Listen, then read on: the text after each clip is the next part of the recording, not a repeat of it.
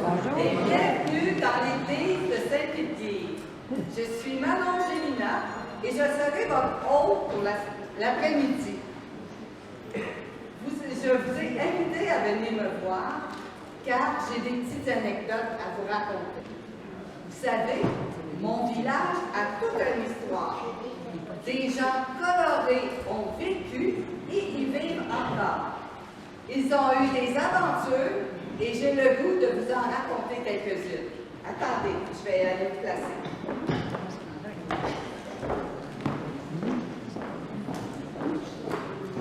Avant d'être un village, les habitants de la région faisaient partie d'une grande seigneurie qui englobait de la rivière David à la rivière Saint-François.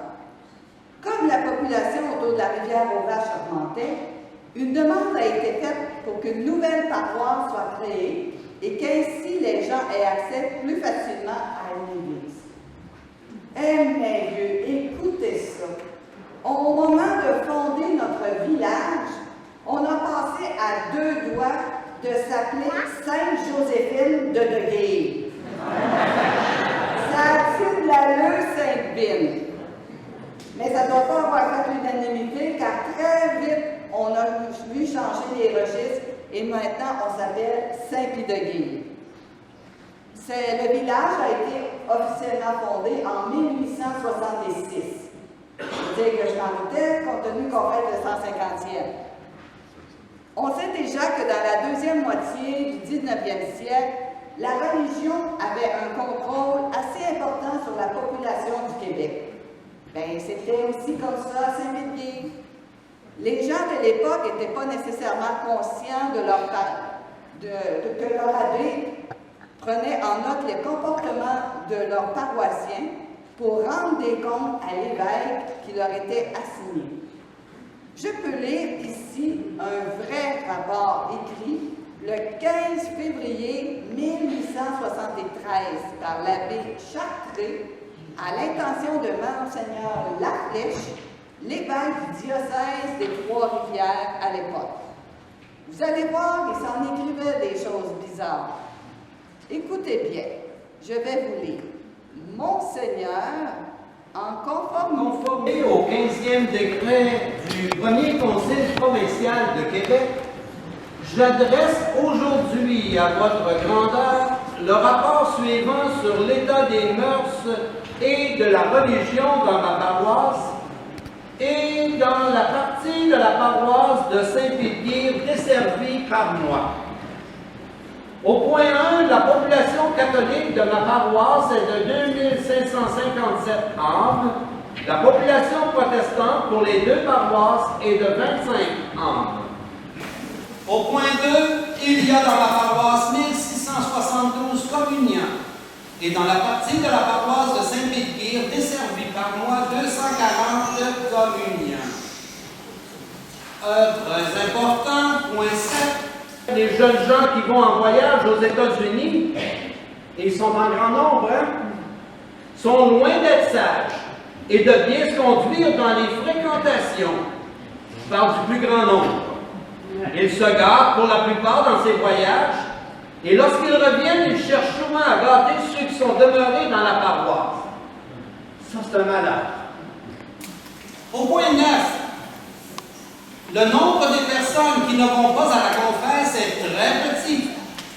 Mais il y en a beaucoup, surtout chez les hommes mariés, qui se confessent rarement. C'est une vieille coutume. Les conseils et les exhortations ne leur ont pas manqué de la part de leur curé. Point 14. Il n'y a pas de concubinage public dans ma paroisse. Toutefois, point 15, il y a eu dans cette paroisse 2 naissances illégitimes l'année dernière. Au point 18, il n'y a pas de licence d'auberge dans ma paroisse. Cependant, on trouve le moyen de se procurer des boissons fortes. Et l'usage en est bien trop grand. De sorte qu'il y a beaucoup de personnes qui en font un usage abusif et même qui s'enivrent. Le temps des élections, c'est un temps bien dangereux pour nos paroisses, car pendant ce temps, on fait des dépôts de boissons de tous les côtés et on entretient les habitants dans l'usage de ces boissons maudites. Il paraît que les élections ne peuvent plus se faire sans boissons. C'est vraiment déplorable. Il y a dans ma paroisse un marchand qui, depuis bien des années, a vendu sans licence des boissons fortes et en fait prendre à ceux qui se présentaient à son magasin. De sorte qu'il a contribué beaucoup à cet usage abusif des boissons dans ma paroisse et qu'il m'a empêché de faire le bien que j'aurais pu y faire. De plus, malgré les défenses du curé, il y a dans cette paroisse des assemblées et des danses de temps en temps. Le luxe s'y répand d'une manière assez alarmante parmi les personnes des deux sexes. On ne peut pas dire que l'usage soit ici bien répandu. Il y en a quelques cas de temps en temps. Je suis, Monseigneur, de votre grandeur, le très respectueux serviteur.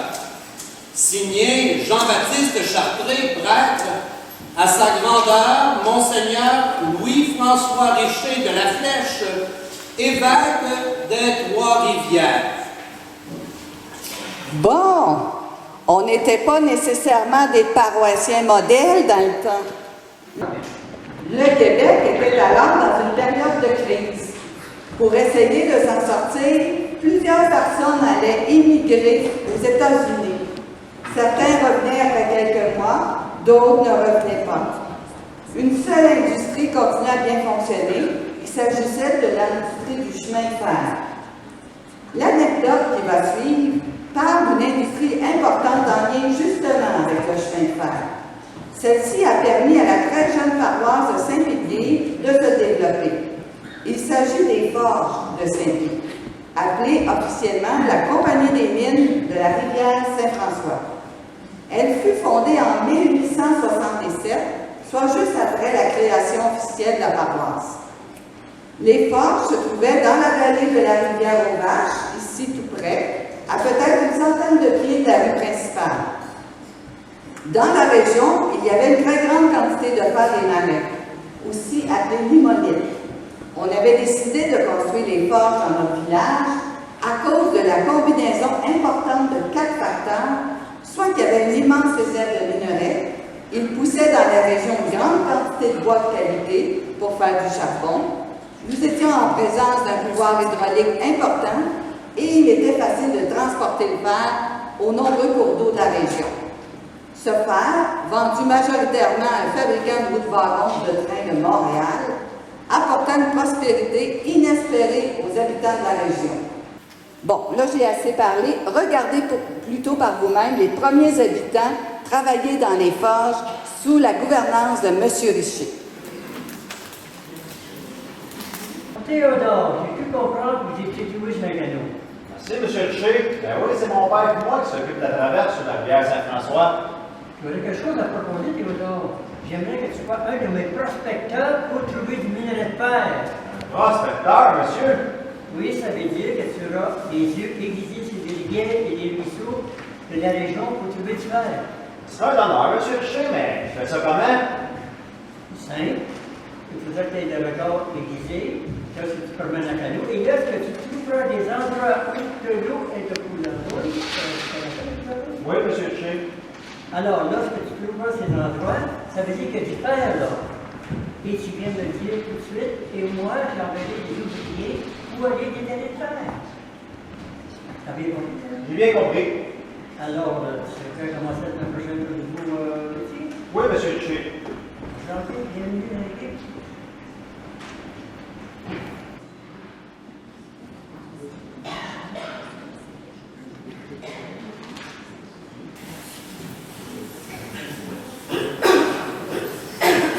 OK, les gars, c'est ici. Hey, tu restes avec nous autres, Léo? Ben non, il faut que je continue à aller trouver du fer. Plus qu'on en trouve, plus qu'on va être à travailler. Salut, les gars! Salut! Hey, Filion, sais-tu qu'est-ce qu'ils font avec le fer qu'on trouve? Le chauffe, non? Ben moi, il y a un de mes cousins qui travaille bien fort. Il dit que M. Richer a une recette secrète pour purifier le fer.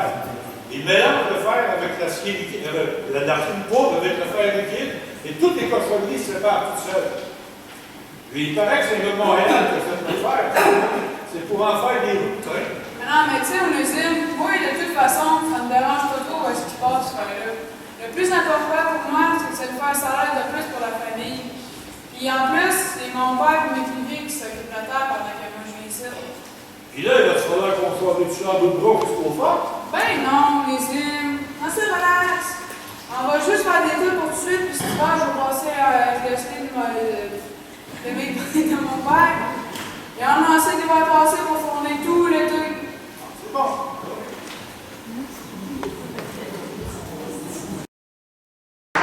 Tout allait pour le mieux dans la jeune paroisse de Saint-Pilier. Peut-être même que tout allait trop bien. Une telle démonstration de bonne fortune pendant plusieurs années de suite a inévitablement attiré l'attention de la mauvaise personne.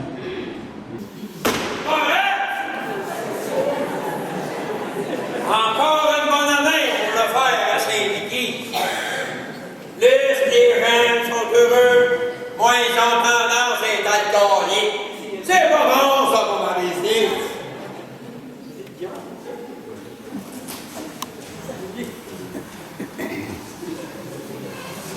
Bonjour, Diane! Es-tu surpris? Je suis la messagère entre le ciel et l'enfer. J'ai la clé de ta porte. Bon sang, bonsoir, Angélique. Calme avant d'entrer. J'aurais pu être en train de prendre un vin. Tu t'en jamais? Un vin de soufre. Si tu veux. Je suis venue parce que Dieu t'invite à la fête de son fils. Il t'a fait une liste de certaines choses que tu pourrais lui offrir. Pourquoi qu'il m'invite à chaque année? Je suis jamais allé à la fête de Jésus. Il peut pas comprendre que j'aime mieux fêter Noël avec les humains. C'est justement pour éviter ça que je t'invite. Tu vas vraiment venir venir. Je suis la messagère. C'est mon rôle de te transmettre le message.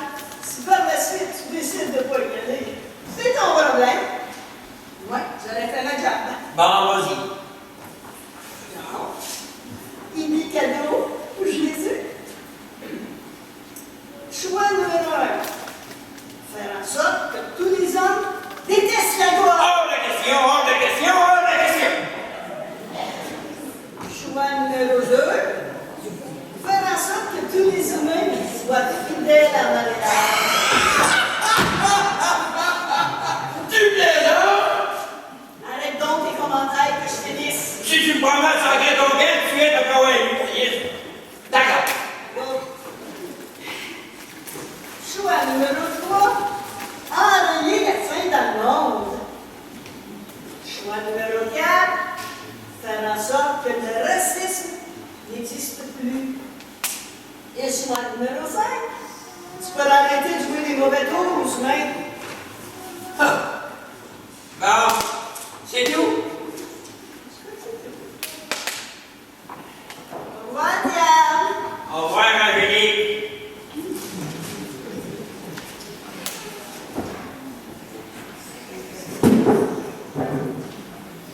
De pas jouer de mauvais tour au chemin, c'est que c'est pas une mauvaise idée. Qu'est-ce que je pourrais bien faire?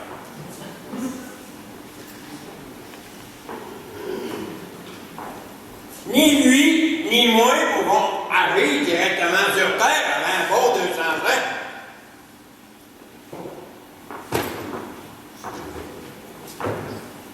Je peux peut-être pas arriver directement sur Terre, mais rien ne m'empêche d'envoyer une petite surprise là-haut. Je sais, quelques petits monstres, joueurs et compétitifs peuvent m'aider. Il ne suffit juste pas que Dieu ou Angélique s'en rendent compte. Bonne idée.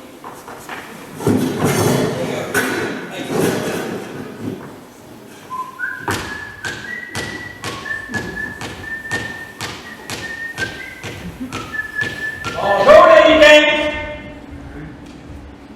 J'ai un petit jeu à vous proposer. C'est quoi? il y a des forges dans le village.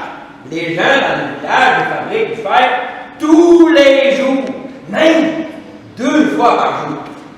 Wow! Le but du jeu est de faire en sorte que les humains ne réussissent pas à faire un fer parfait. Vous devez toujours y trouver un petit moyen pour y ajouter un petit défaut. C'est comme un concours. Si les humains réussissent le faire, c'est eux qui gagnent. Mais si vous trouvez un petit défaut dedans, c'est vous deux qui gagnez. On est les meilleurs, c'est sûr qu'on va gagner. On va gagner tous les jours. J'ai déjà plein d'idées. Mais vous devez faire attention, mes petits lutins. Si vous faites voir ou si vous faites attraper, la partie est terminée et vous aurez perdu. Perdre? Oui, perdre. Si vous faites voir, vous devez disparaître et ne plus jamais revenir dans les forges. On perdra pas, hein, Grelot? On court super vite. C'est vrai, Greluche. Ça va être encore plus drôle. Les humains vont chercher partout le problème, mais ils vont jamais nous trouver. Est-ce que vous êtes prêts à ce que le jeu commence? Oui!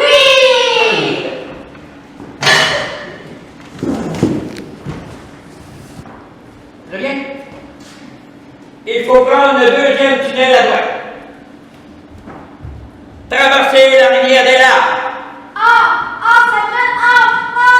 prend Grimper la falaise des lamentations. Prendre le 3e tunnel à gauche.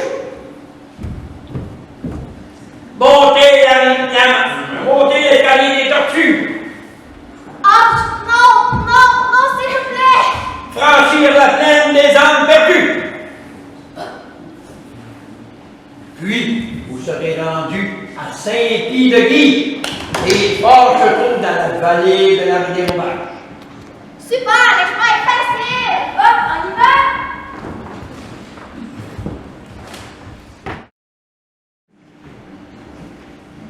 Qu'est-ce qui se passe-t-il? J'ai visité de faire les derniers jours et le fer était pur. Monsieur le mec toujours la Montréal n'en voudra jamais. Qui s'occupait de la recette? C'est moi, M. Michel. Mais vous avez gâché le minerai, un PC, vous avez gâché le minerai en mettant pas assez de pierre chaud.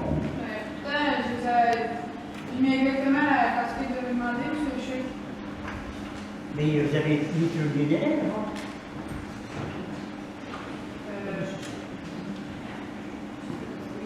Putain, si ça, j'ai tout respecté. Si ça allait devenir à faire, juste du l'eau, charbon de bois, puis les amis, puis une pierre chaude. C'est vrai, M. Michel. Je sais même chiffre que lui, je l'ai vu tout bien calculé. Il y a quelque chose qui s'est passé. Ça fait 5 ans que nous faisons la même recette et nous avons toujours eu du fer de première qualité. On ne sait pas pour vous ce qui s'est passé, M. Michel. Bon, continuez à bien calculer la recette. Je vais aller faire un tour au fort ce soir. Bien, M. Michel. À votre goût.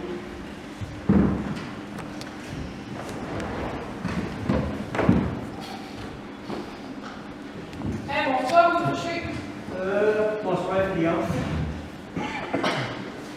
Est-ce que tu as quelque chose pour toi, bientôt? Parce que je sache que je rien vu, M. Michel. Quelque chose ne va pas, M. Michel? Non, ça va. Continue le travail. Bien. Monsieur Richer n'a jamais trouvé d'où venait le problème de son père. 1 an plus tard, il fut forcé de vendre les forges, prétextant qu'il n'y avait plus de fer dans la région. Ce fut le début de la fin. Un acheteur a repris les forges et a découvert les stocks de fer raffiné. Il y en avait pour 1 an de production non vendue. Il réactiva les forges quelques années, puis celles-ci furent vendues à une autre personne et déménagées à Drummondville. Hé, hé, hé! La début, c'est bon pour ma business! Mine de rien, le village de Saint-Piguet prenait de l'ampleur avec les années. Si bien qu'à un moment donné, la petite église des fondateurs ne suffisait plus pour contenir tout le monde. Le curé Bélan a d'abord fait 2 messes par dimanche pour que tout le monde puisse y assister. Puis 3. Rendu à 4, il n'en pouvait plus. Alors, il fit une annonce particulière à la fin d'une célébration.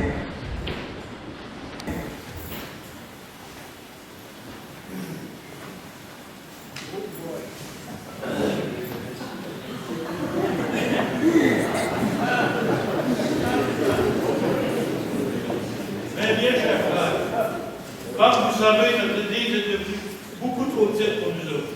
Il nous faut une plus grande Église qui pourra tous nous accueillir.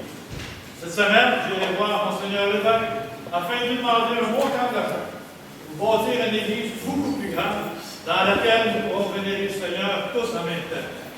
Tout le temps, les matériaux et l'argent que vous pourrez donner pour la construction de la nouvelle Église seront les bienvenus et seront remarqués par Dieu le Père, le Fils et le Saint-Esprit. Ainsi soit-il. Il y a une autre chose que j'oubliais. Tant qu'on ne n'aurons pas la nouvelle Église, si vous voulez, tenez-vous, faites plus de bébés, on n'a plus de place d'église. Un curé nous demande de faire de bébé. La situation, elle doit être grave en petit pépé.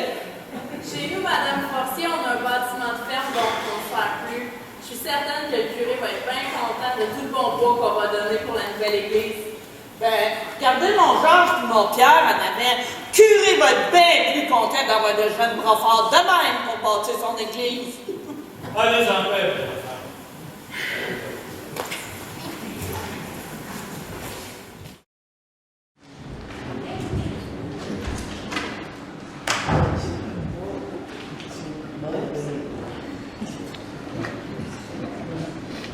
Monsieur le curé qui nous demande de faire des bébés, ça sera pas facile. Ça devrait pas être trop difficile pour vous, Madame Desjardins. Vous savez, monsieur et madame, vous me voyez que j'ai eu pas moins de 18 enfants. Et si c'était pas que mon Adélard soit décédé, là, ben, je serais encore partie en famille.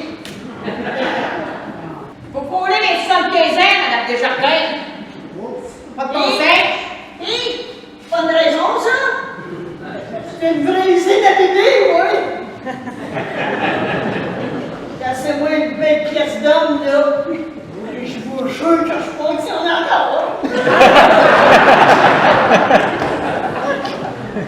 Laissez ça aux jeunes, si ça se trouve de vos filles, ça va être grand-mère. Les trois bébés. Ah oui. Non, mais ça serait du pas l'autre. Le prochain bébé de la famille, il vient de l'arrière-grand-mère. Je me vois, là, en train de donner le sein, ranger les couches. J'ai fait ça tellement longtemps. Je pense à ça, là. C'est sûr que ma nouvelle batch, là, il serait parfait. Les salaires ont été faits au premier. En tout cas, ma nouvelle batch, ils vont être forts comme des bœufs, puis brillants comme des cunets. Vous allez voir! Vous êtes sûr d'être encore capable de faire ce qu'il faut pour faire des bébés? C'est que c'est du sport pour une femme de votre âge? Après que j'étais humain, là. Pareil fraîche comme à nous 20 ans.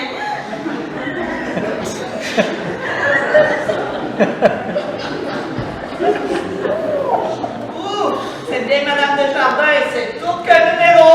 Vous avez raison, Madame Desmarais, qui son grand chapeau à plumes est bien trop voyant. À son âge, elle devrait mettre quelque chose d'un peu plus humble. Je vous dis ça, mesdames, c'est de l'orgueil. Que Dieu nous en garde. Alors, on disait quoi? On disait qu'avec le travail aux forges de mon mari, on a réussi à scanner des sous. Puis le curé, il va être bien content de l'aide que ma famille va apporter.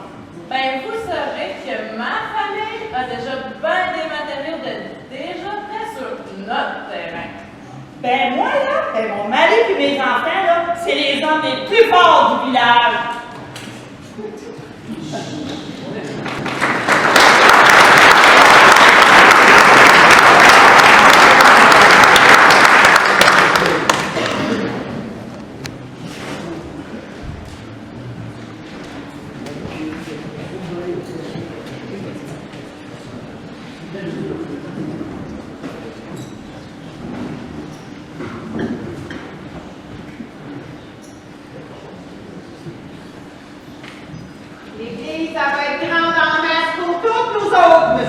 curé.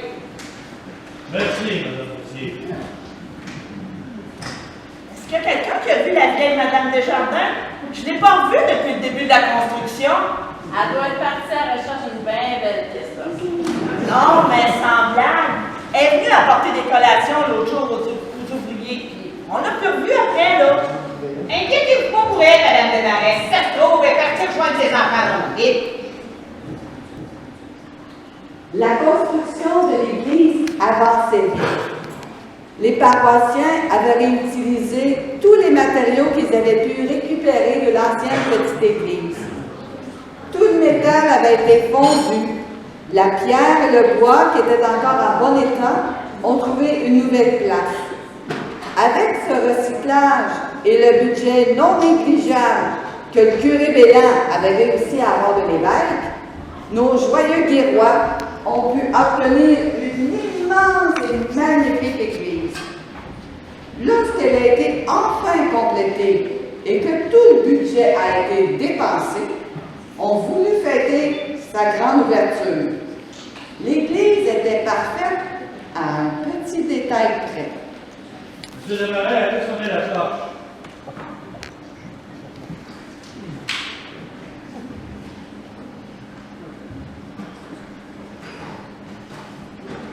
Je l'ai secoué, j'ai tiré dessus, j'ai tout essayé, mais ça sonne pas.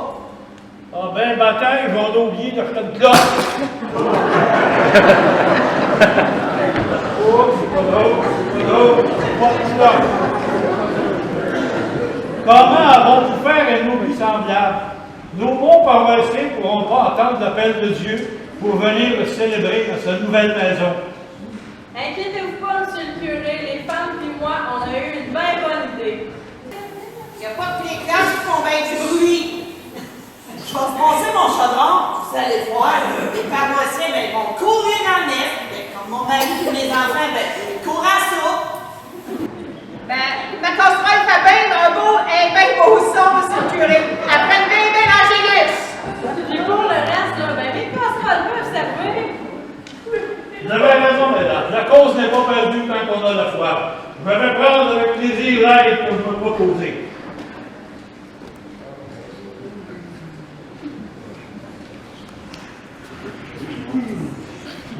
Et la première messe vint.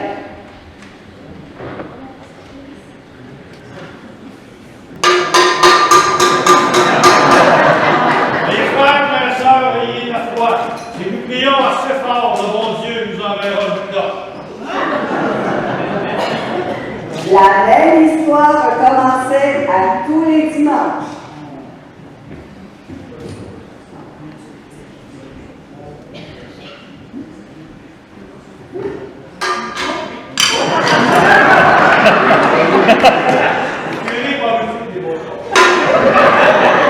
Mes frères, mes sœurs, ayez confiance. Le bon Dieu finira par avoir pitié de nous. Il nous enverra une cloche. Pendant plusieurs mois, le curé Bélan a raconté les mêmes choses à ses paroissiens. Le chaudron de Mme Desmarais invitait tout le monde à la messe. Messe!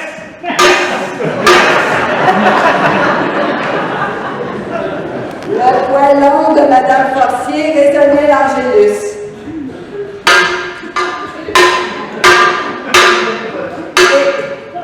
Et la casserole de Mme Cournoyer résonna quelquefois pour les mariages, les baptêmes et les funérailles. Mais, un bon matin, venant débarrer l'église pour ouvrir la confesse, le curé Bélan a vu une magnifique cloche sur le balcon de l'église.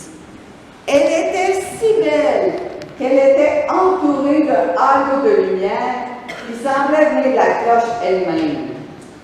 Gloire à l'Éternel, enfin voici la cloche de Dieu. Franchement, mon Dieu, t'aurais pu te forcer un peu, parce qu'il n'est pas bien gros.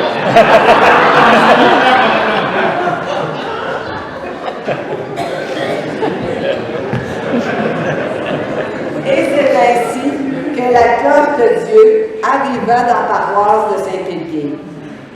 Cette nouvelle, pourtant merveilleuse, n'a cependant pas fait le bonheur de tout le monde, car, voyez-vous, dès les premiers sons de la fameuse cloche, les oreilles de quelqu'un se sont mises à friser. Mais quel bruit à cloche! Comment ça se fait que l'église de Jésus résonne de succès? Va falloir que j'enquête! Ah! Le fou! Le scélérat! Le tricheur! Je dirais que je parle de moi-même. Dieu n'a pas le droit de rire directement sur terre. Cette foutue cloche va me donner la migraine. Faut que je trouve un moyen de m'en débarrasser.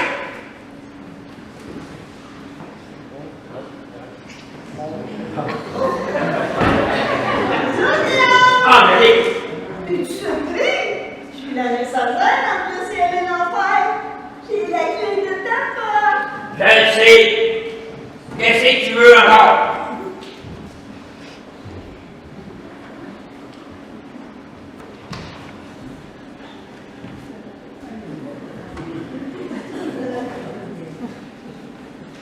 Fais donc pas tant de manière. Je suis venue te délivrer un message de Dieu. Qu'est-ce que c'est?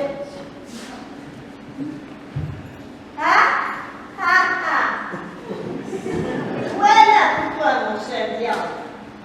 Tu n'avais qu'à pas attirer les lutins dans les forges. Cette cloche est divine. Tu peux donc pas y toucher. Puis j'ai le bonheur de te dire que les paroissiens sont si heureux de mon cadeau qu'ils risquent fort de faire résonner cette cloche aussi souvent qu'ils peuvent. Bien à toi, Dieu. Depuis quand Dieu fait des petites vengeances comme ça? Et puis ce matin, il m'a donné quelque chose pour toi. Qu'est-ce que c'est? Des aspirines!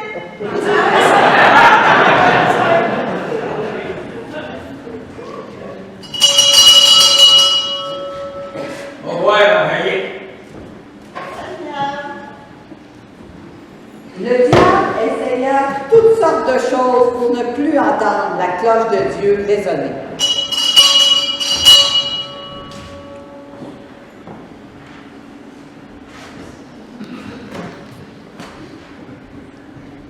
Il a essayé de masquer le son du vin par quelque chose de plus bruyant.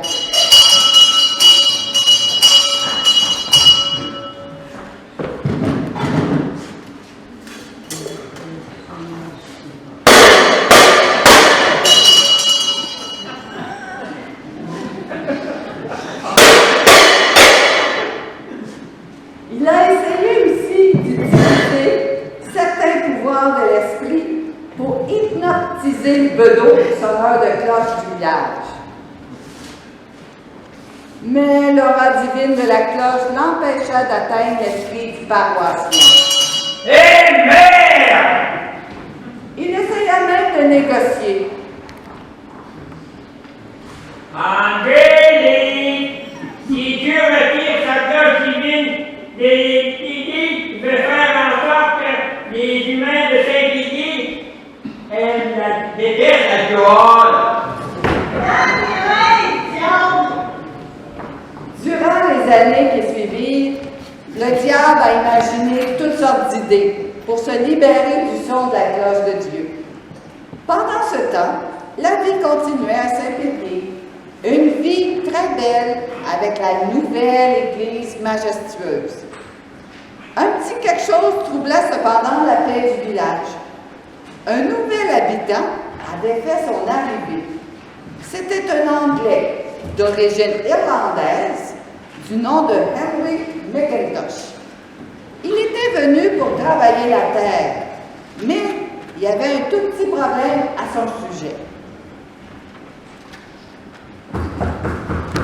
Oui, André. Bonjour, Madame de Valère. Bonjour, Monsieur le curé. Je fais pour vous, ma fille. C'est à propos d'anglais, monsieur. C'est que ça fait déjà 3 mois qu'il est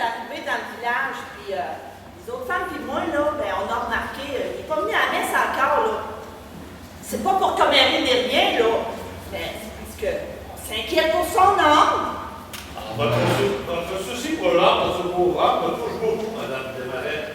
Mais voyez-vous qu'il y a déjà parlé. M. McIntosh a refusé d'entendre raison. Il affirme avoir une foi inébranlable dans sa religion protestante. C'est épouvantable! Madame Desmarais, je ne baisse pas d'accord. J'ai foi de pouvoir remplir cette femme sur le droit chemin de notre grande Église catholique. Je retournerai le voir aujourd'hui. Vous êtes un saint homme, monsieur le curé. Allez-en, Père.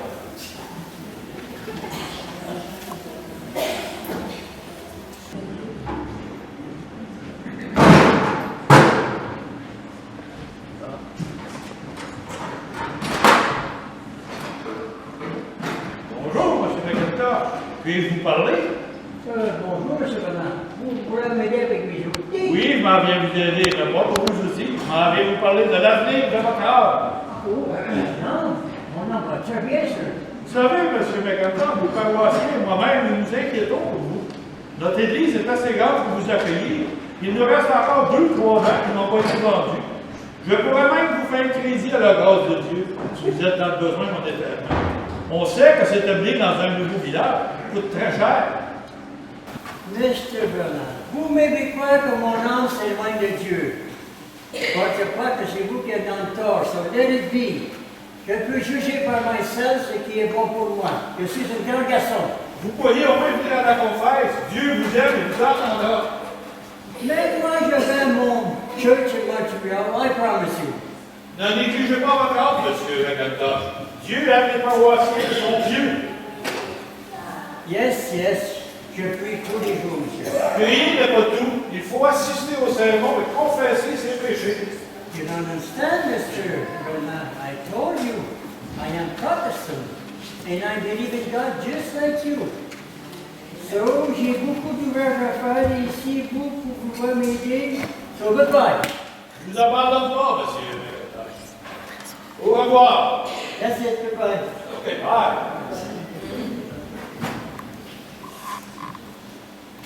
J'ai allé porter des planches au village, puis comme je t'ai vu travailler, ben, j'ai décidé de venir te passer le bonjour. Merci. Vous êtes? Georges-Louis Forcier, enchanté. Henry McIntosh. Pleased to meet you. J'ai entendu dire que tu venais de Montréal. Que je viens de Montréal? Que tu venais, que t'as grandi à Montréal, c'est mieux?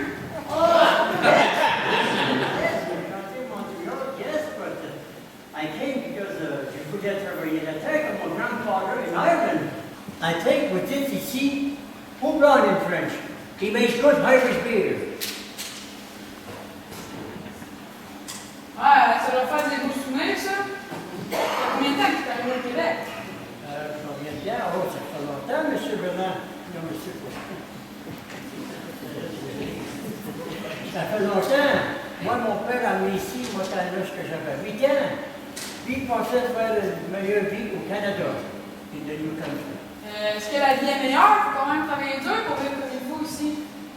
Travailler dur, yes, but I like it. Et j'aime mes affaires, et j'aime travailler dur pour avoir mon terrain, my forest, my wood, and this wood would be my garage, and I would brasser ma bière like my grandfather in Ireland. J'espère que la famille j'espère que la famille goûter, Henri.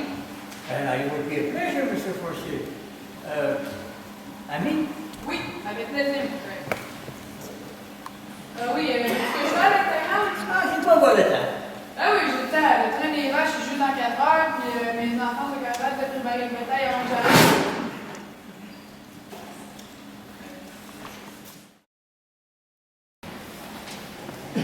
Je sais pas qu'est-ce que Mme Desmarais m'a conté aujourd'hui. Ben, il paraît que l'anglais, il vient pas à l'église parce qu'il est protestant. Qu'est-ce que tu faisais que c'est vrai? C'est M. le curé qui l'a dit à personne. Mais laisse-les en faire d'abord. Ce monde-là, il danse avec les diables. C'est quoi ce monde-là? Les anglais protestants. Exagère pas, Delphine. De quoi t'as peur? On ne peut pas transformer nos anglais, nos enfants en protestants. De toute façon, ils sont déjà baptisés catholiques. J'avais une voix de t'inquiète, bon, c'est pas comme s'il avait été correct avec nous autres, ces anglais-là. Ben moi, là, j'ai parlé l'autre jour en anglais. Il avait l'air bien correct comme gars. J'ai pas tout compris qu'est-ce qu'il disait parce que Ben, il n'est pas mal sur français, mais il essaie juste de gagner son pain comme tout le monde pour pas qu'il faut.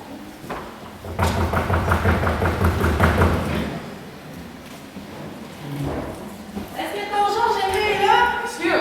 Ben, c'est l'anglais. Il y a une grosse pile de bois qui est tombée dessus. Là, mon mari et les enfants, ils essaient de sortir de là, mais on manque de bras. Je vais tout de suite. Viens t'asseoir, viens me compter ça. Seigneur. J'étais en train de faire la vaisselle, puis on a entendu un gros boom. Mes enfants jouaient dehors, fait que mon mari et moi, on a été voir ce qui se passait. Quand on a vu le gros tas de bois à terre, c'est là qu'on a compris que la planche était tombée puis que l'anglais était en dessous. Fait que je suis venue chercher l'aide de ton mari. Ben, j'ai une coupe de bandages, puis on va aller chercher, puis je vais aller vous rejoindre chez l'anglais. J'espère qu'il va s'en sortir, le pauvre homme. Je ne sais pas s'il souhaite de s'en sortir, oui. Après avoir reçu une montagne de bois sur le corps, il ne doit pas y rester grand-chose de valide.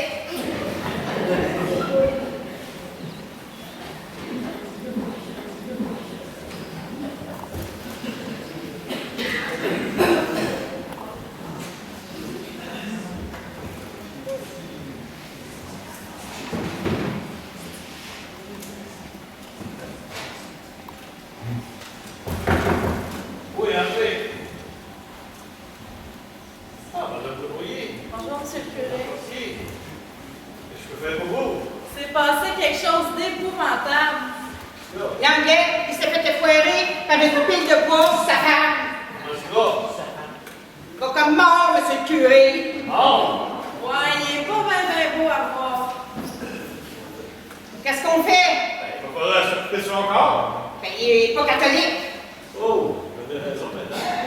Il n'est pas catholique. On ne peut pas l'enterrer dans le cimetière. Qu'est-ce qu'on fait?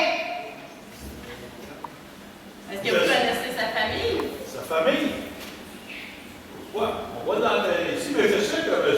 McIntosh est de Montréal, mais il ne m'a jamais parlé de sa famille. Peut-être qu'en envoyant son corps à Montréal, quelqu'un va venir le récupérer? Madame Debrouillé, notre âme chrétienne, ne nous permet pas d'envoyer son corps en ville au risque qu'il soit abandonné. Monsieur le McIntosh n'était peut-être pas catholique, mais cet homme croyait en Dieu. Qu'est-ce qu'on fait d'abord? Qu'est-ce qu'on fait? Madame Debrouillé, allez-y à votre mari de creuser une fosse sur le coteau de la rivière au Vache. C'est parfait pour moi, monsieur le curé, je vais faire ça tout de suite. Et vous, madame, si, allez-y aux habitants du village de demain, on va faire les obsèques de l'anglais. Je me charge pour préparer une cérémonie pour lui. Parfait pour moi, monsieur le curé. Je m'en vais là. Misère.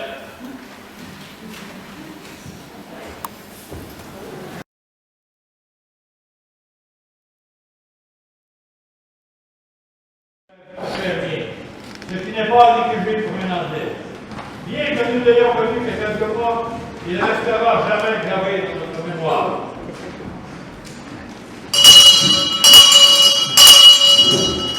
Est-ce que quelqu'un qui vous a dit quelques mots? Moi, monsieur le curé. Vas-y. Henri, moi, le jasage, c'est pas mon fort, mais...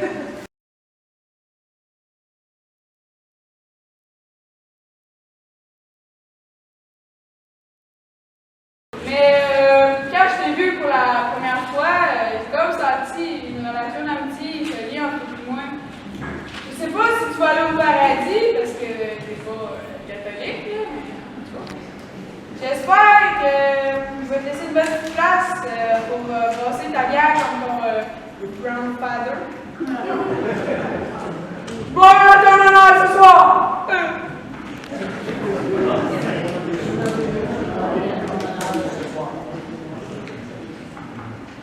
Il n'a pas été là très longtemps, mais il a été un voisin bien aimable et bien poli avec les enfants aussi. Son départ va paraître sur notre communauté. C'est certain qu'au début, j'avais un peu peur de lui parler parce que c'est quand même un anglais protestant, mais je ne regrette pas d'avoir été lui parler. Je suis certaine qu'il méritait d'être connu. Malheureusement, comme ami de McIntosh n'était pas catholique, nous ne pouvions lui offrir une fosse dans notre cimetière. Mais comme il était venu pour vivre son rêve d'avoir une terre à lui, il a été enterré sur sa table. M. Cournoyer lui a creusé une fosse sur le coteau de la rivière Sauvage. Nous lui souhaitons la paix de l'âme, mon Père, Fils et Saint-Esprit. Ainsi soit-il! Aucune institution ne sera gardée à la fois ici enterrée. Désormais, il sera parti de sa table. Ceux qui désirent partager sur la peine d'Henri McIntosh, vous pouvez voir chez Mme Cournoyer. Mme Cournoyer a gentiment préparé une collation pour ceux qui le désirent. Vous pouvez y aller en paix. Avant de continuer avec les histoires du village, retournons faire un petit tour en enfer où le diable a finalement trouvé une solution à son problème de cloche.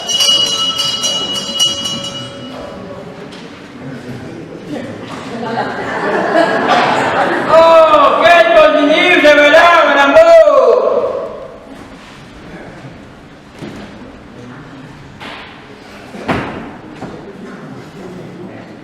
Qu'est-ce que tu regardes là, diable? Oh!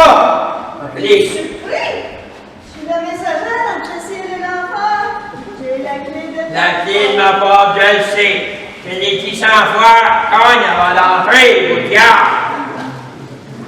Qu'on engage, diable! Qu'on engage!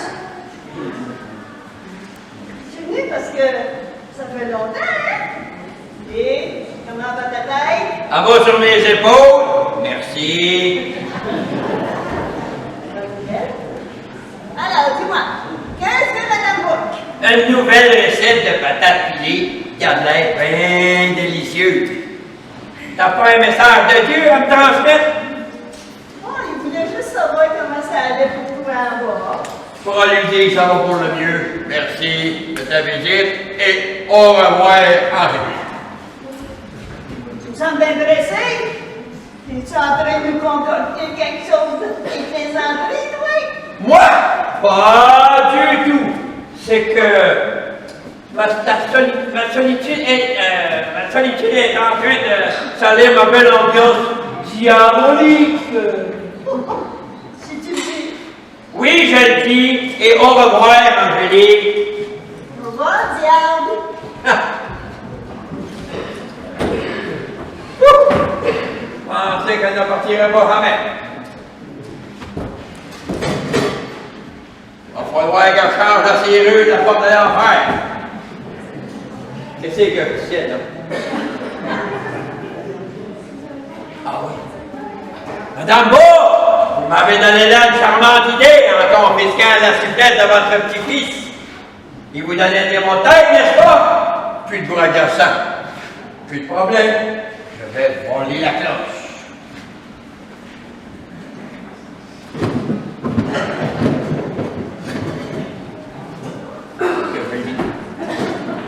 Bonjour, diable! Angélique. Tu l'avais sauvé avec le ciel et l'enfer! Elle a bien me part du LT. Je l'ai dit 100 fois, cogne avant d'entrer. Qu'est-ce que tu veux encore? J'avais juste oublié de te dire qu'on pense très fort à toi là-haut. Tu ferais un excellent martyr. Bravo! Ça me fait chaud au cœur d'entendre ça. Autre chose? Ben, je crois que c'est tout.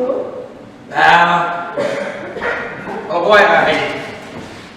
Au revoir, diable!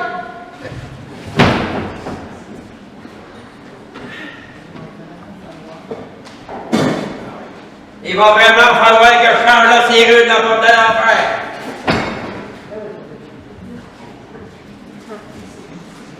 Mais qu'est-ce que je disais là? Ah oui. Je vais voler la cloche, mais je ne peux pas la toucher. Comment je vais faire pour voler la cloche?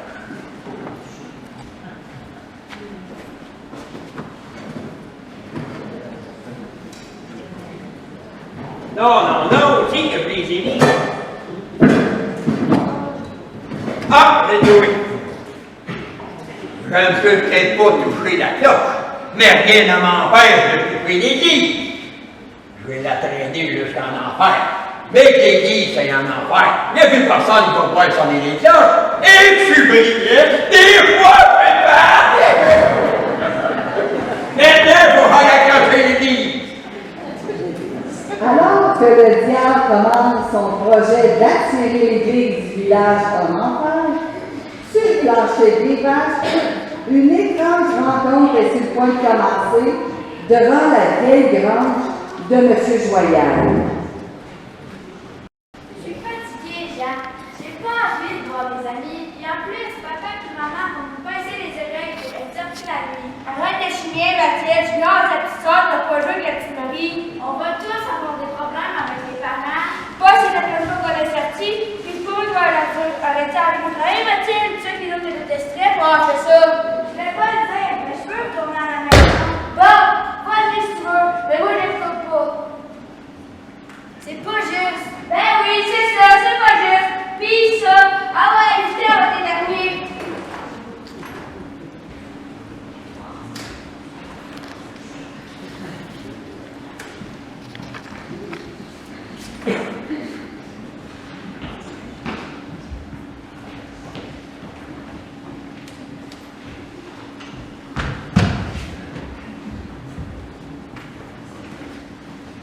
Bon, j'ai entendu quoi l'autre jour? Quelque chose d'intéressant, je pas, il est fort. Eh voyons, c'est sûr que c'est intéressant, Junior, mon grand frère. Il nous aurait pas demandé de venir, c'était plate. Pourquoi tu fallait que moi et Marie on soit là aussi? Taillez-vous si vous voulez comprendre! Merci, Jean. Je disais donc que j'ai entendu quoi l'autre jour? Monsieur Joyal, il rentre pour avoir un geste. Pas la partie avec notre cabane! Reste là. C'est pour ça que l'air grave. J'en ai parlé à Jean à l'école. J'avais décidé d'installer plein d'équipes de bois pour lever le plus de M. Joyal. On pourrait aussi mettre des capteurs de rêve, comme ça, on ferait pas de fois M. Joyal, puis on aurait peut-être un projet de couper dans son groupe. C'est pour ça que j'ai demandé à Jean et à Junior d'amener avec les autres petits frères ou petites sœurs de confiance. Mon frère, Jean, on est 6. À 6, on n'aurait pas ramassé pour installer plein d'équipes de bois. Donc, on fait quoi? Pour l'instant, on retourne chez nous. Demain, on commence à faire les capteurs de rêve avec la corde, des plumes, puis des branches. C'est bon pour tout le monde? Oui! N'oubliez pas, il faut que tout ça reste secret.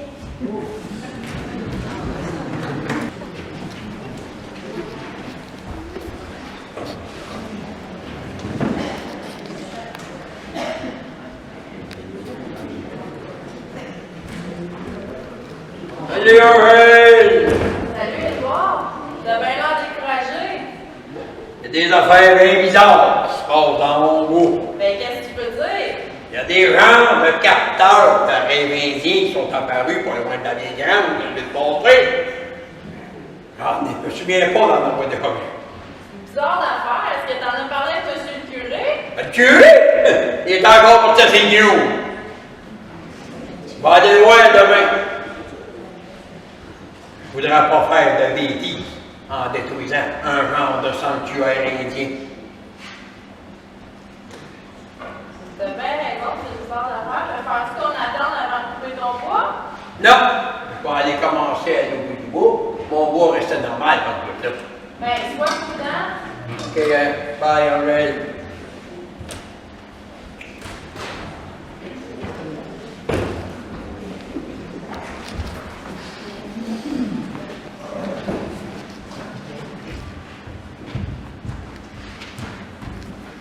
Monsieur Joyal a quand même coupé dans son bois. Ouais, il est resté loin de notre diable indien. Si on continue à grandir le cimetière, on va pouvoir protéger notre cabane. Junior m'a dit hier qu'il ne viendrait pas. Ma soeur non plus, elle va pas venir. Ah, j'ai mis la carte de bain de chez nous. Ça, pour la faire d'autres capteurs de rêve. Puis moi, j'ai des plumes, du flying. C'est quoi ça?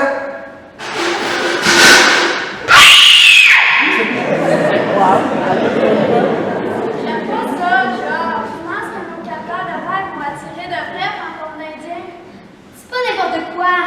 C'est juste le vin qui porte de l'audience. C'est juste le vin. Oh!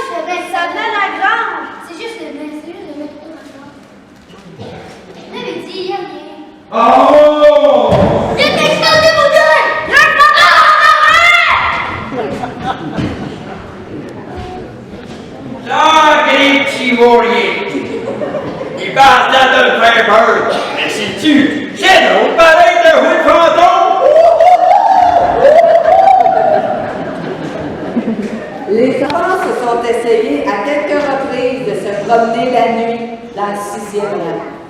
Mais ils ont toujours fini par recroiser le fameux fantôme. La rumeur du fantôme du 6e rang s'est vite répandue parmi tous les enfants du village. Édouard Joyal continua de s'amuser à jouer au fantôme pendant quelques années. Il trouvait excessivement drôle son rôle de fantôme effrayant. Il n'avoua d'ailleurs sa mauvaise blague que plusieurs années plus tard, laissant longtemps planer le doute sur l'existence du fantôme. En même temps, en enfer, le diable continuait toujours à tirer la grande église du village jusqu'à sa caverne de flammes pour enfin faire taire la cloche de Dieu qui lui donnait encore des migraines. Je vais finir par l'avoir! Avec les années, on commença à voir les résultats de son travail diabolique sur la terre ferme. Un nouveau célébrant était venu s'occuper des armes de Saint-Hélier. L'abbé Saint-Cyr était un homme débrouillard et très moderne en son genre.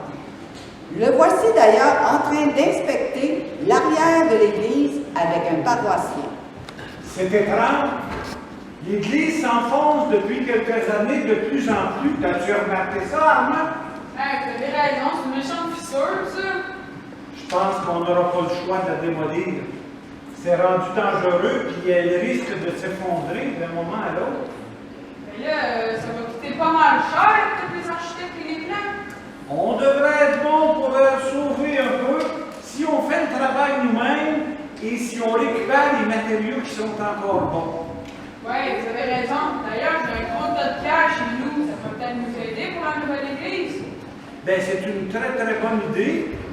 J'ai déjà quelques plans de prêt pour ça. On pourrait aussi faire un centre communautaire. Un centre communautaire? Pourquoi faire? Ben, il n'y en a pas dans le village ici. Puis les églises ne sont plus ce qu'elles étaient. J'ai déjà des plans pour ça. Et là-dessus, je fais confiance parce que moi, les plans et les architectes, c'est pas mon fort. Moi, je suis pas haut là-dedans. T'inquiète pas, Armand, t'inquiète pas. Je te tiens au courant. Merci beaucoup.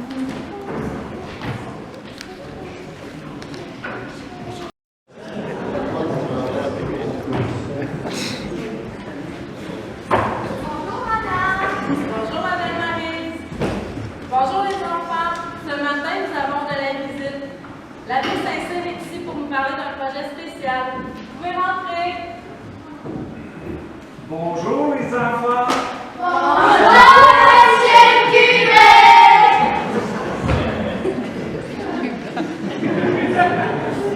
J'ai une mission pour vous. Comme vous l'avez entendu dimanche dernier lors du sermon, notre église est en très mauvais état. Elle est fissurée.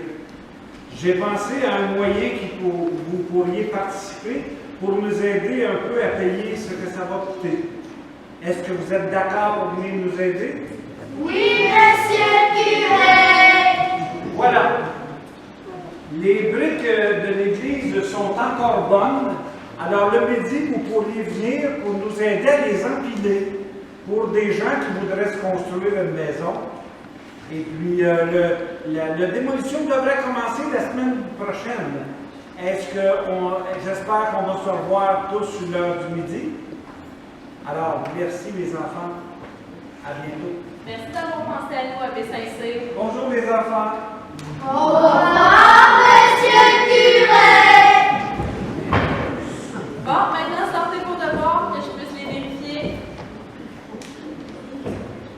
Au cours de la démolition de l'église, on fit une étrange découverte. Une personne avait été retrouvée assise sous l'église. Pouvez-vous bien me dire qu'il y a un de... Ah, ça me fait bien pareil. La bonne vieille Madame Desjardins était pas partie couroyer finalement les hommes à Drummondville. Retournons un peu en enfer, où la nouvelle de la démolition était parvenue aux oreilles du diable.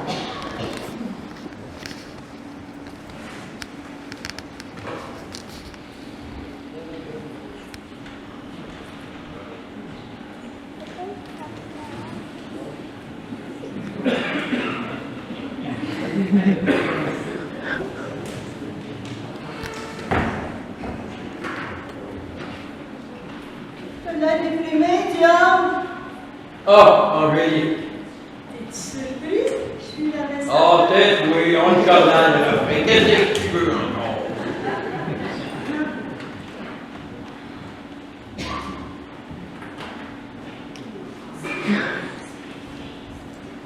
Penses-tu vraiment pouvoir tirer l'Église jusqu'ici sans que les humains s'en aperçoivent? Surtout sans que Dieu s'en rende compte? C'est Dieu aussi. Ne va pas pour moi faire ça. T'avais juste à pas tirer les lutins dans les forges? Ce n'était qu'une petite blague de rien du tout. De rien du tout? Tu sais-tu combien d'hommes ont perdu leur emploi? Mon travail est de faire sombrer les humains dans le désespoir. Celle de Dieu est de faire renaître l'espoir. C'est grâce à mon désespoir que l'espoir de Dieu est apprécié.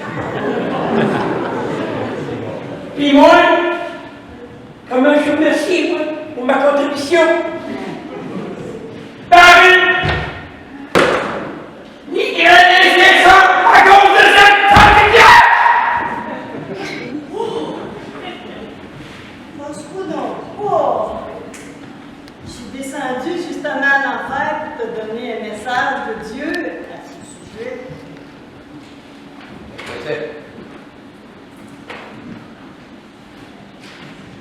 Sœur Diane, je crois que tu as été assez puni pour tes méfaits. Je vais retirer mon aura divine de la fleur de Saint-Miguel.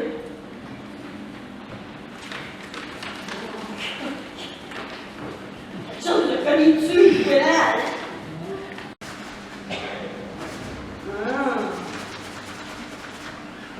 Mal. Je pense que le bon Dieu mangeait du spaghetti quand il écrit ça. En tout cas, ça finit avec Sarah, mon voisin connu, signé Dieu. C'est vrai? Il va retirer le redivine de la cloche? C'est ce qui est écrit. Enfin! Je vais pouvoir avoir la paix chez moi. Ah, ah, ah!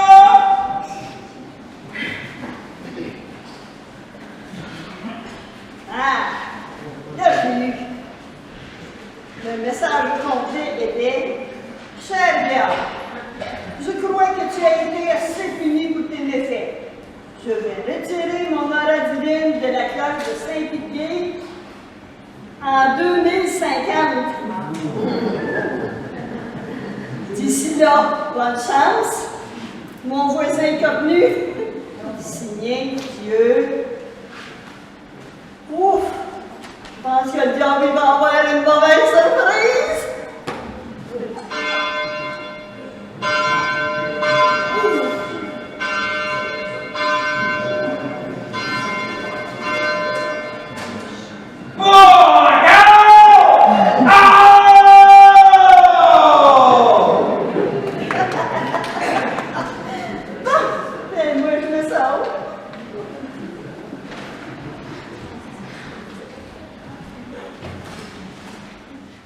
L'histoire de Saint-Péguy s'est créée autour de gens extraordinaires qui ont vécu ici. Des gens débrouillards et rêveurs, qui ont eu de grandes idées. Des gens comme M. Richer ou comme l'abbé Saint-Cyr, qui a lui-même dessiné les plans de cette église où on se trouve et qui a brisé à la masse les pierres qui la recouvrent. Les histoires qui vous ont été racontées cet après-midi sont toutes basées sur des faits réels. Mais l'histoire merveilleuse de notre village n'est pas encore arrivée à sa fin. Encore aujourd'hui, le diable tente toujours de récupérer la cloche de Dieu. Ben oui, est en train encore de se forger dans le petit coin. Mais il faudra que le diable entende le son de la cloche jusqu'à au moins 2050. En plus, certains personnages d'hier sont toujours là aujourd'hui. Je vais d'ailleurs leur laisser faire le mot de la fin de la pièce.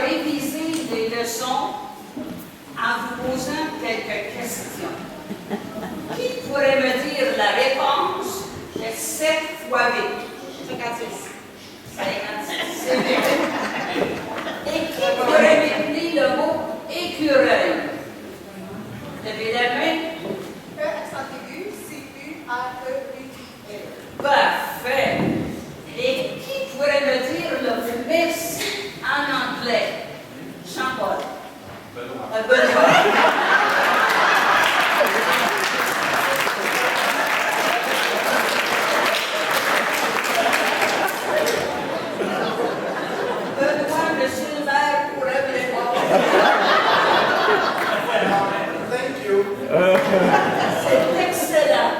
Comme vous voyez, mes élèves sont très bons.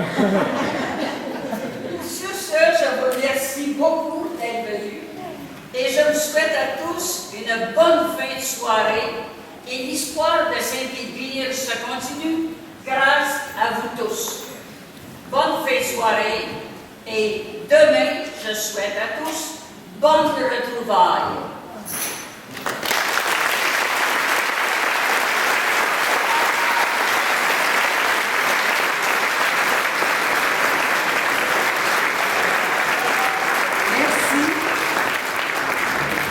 Merci à Monique Martel, la vraie enseignante, et ses vrais anciens étudiants. Alors, il me reste à vous faire la salutation des comédiens. Et pour ce faire, comme nous sommes à la dernière représentation, le comité de préparation du 150e tenait à souligner le travail de ces comédiens. Donc, on leur remettra un petit cadeau lorsque je vais les nommer. Et merci aussi aux anciens étudiants. Alors maintenant, je vais vous présenter nos comédiens. Dans le rôle de l'abbé Charpé, Robert Desmarais, il est présentement absent car c'est notre curé, notre frère curé, il est en train de lever une messe à Saint-Guillaume. Dans la famille Courvoyer, celui qui fait M. Courvoyer est Théodore Benoît Viergeau.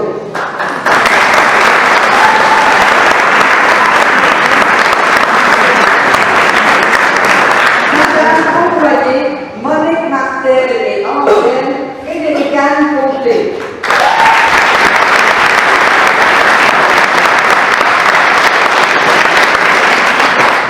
Junior Cournoyer, Nico Forcier.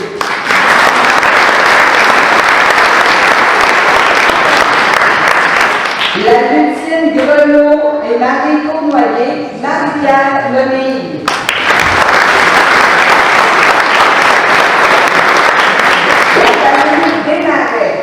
Monsieur Desmarais et l'abbé Saint-Cyr, Jean Lavoie.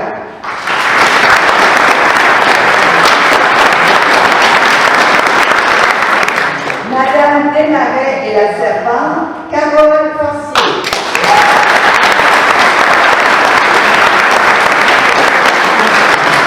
Pierre Desmarais, Antoine Miergeau.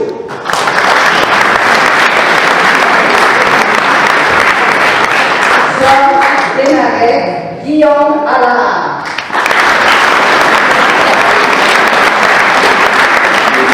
La famille Forcier, Monsieur Forcier, Phileas et Armand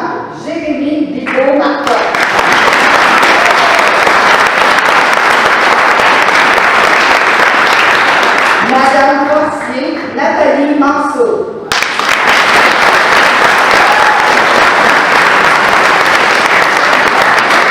Jean Forcier, Dave Forcier.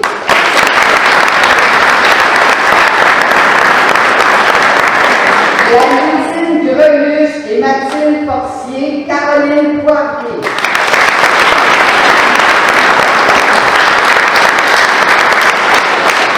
Monsieur Richer et Henry McIntosh, Pierre Desrochers.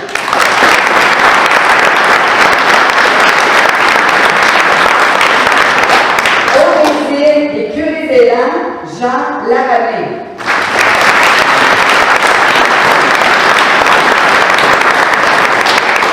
Marie Desjardins et Angélique, Francine Poirier.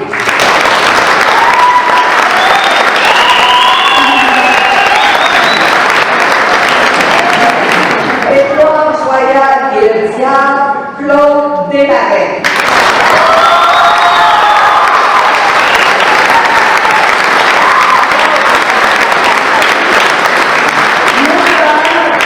L'auteur, la metteur en scène et la directrice artistique, Mélodie Roy.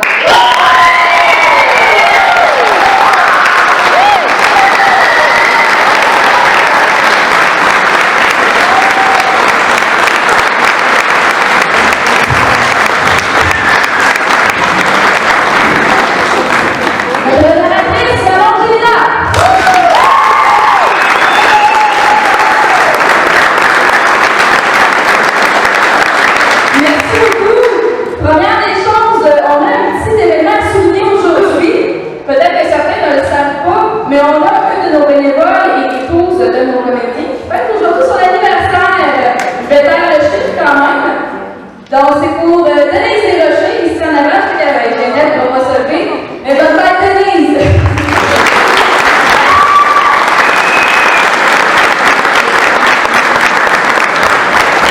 Donc, merci pour votre écoute pendant le spectacle. Les lumières et le son sont tournés par la compagnie Spectec avec Éric Desmarais ici à l'arrière.